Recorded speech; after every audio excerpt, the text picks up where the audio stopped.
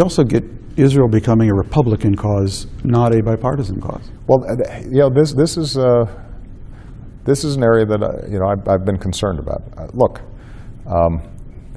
Israel's a robust, rowdy democracy just like ours,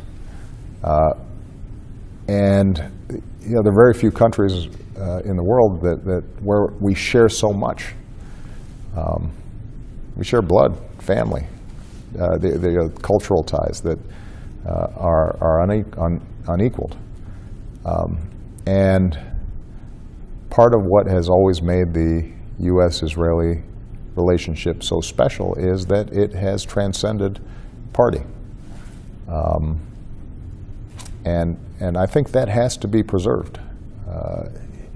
There has to be the ability for me to disagree with a policy on settlements, for example,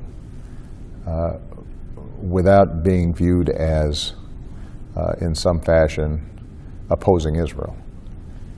There has to be a way for Prime Minister Netanyahu to disagree with me on policy without being viewed as anti-democrat.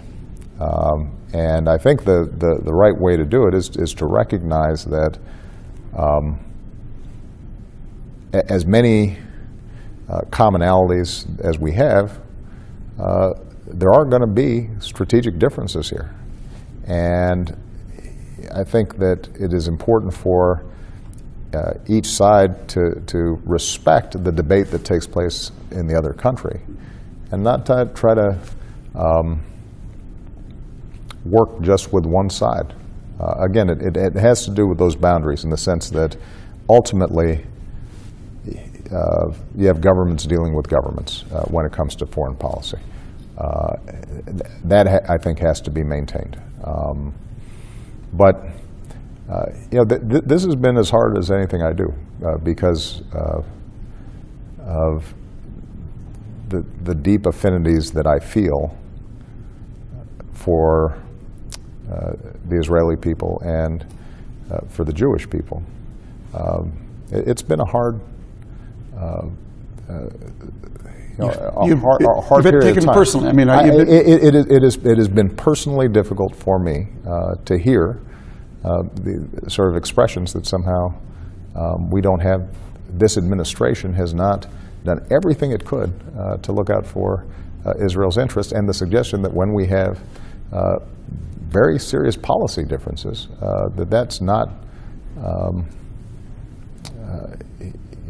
in the context of a deep and abiding friendship and concern and understanding of the threats that the Jewish people have faced historically and continue to face. That's something that I feel deeply and I feel personally, and will continue to do so.